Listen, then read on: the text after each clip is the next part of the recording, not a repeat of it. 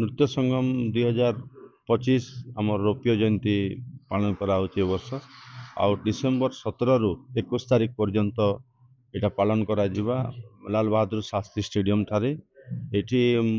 मुख्य आकर्षण एथर अनेक किछि रही आमर जातीय स्तर नृत्य दल एथर भाग नौकरी आसाम रु आसुचंती राजस्थान रु आसुचंती महाराष्ट्र रु आसुचंती तासह आमर अंतर्जातीय चित्रकला प्रदर्शनी एवं कर्मशाला व्यवस्था कराई जोटा Kalahandi college of art and research रो छात्र मानकर द्वारा तासह बाहर आसुचंती आमर जो माने अंतर्जातीय कलाकार नेपाल रु आसुचंती बांग्लादेश रु आसुचंती से कलाकार मानकर द्वारा चित्रकला रो कार्यक्रम रही एवं एथर आम विशेष आकर्षण करिचु म्यूजिक ट्री व्यवस्था कराई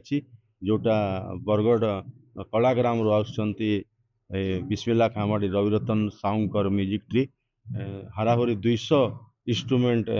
से माने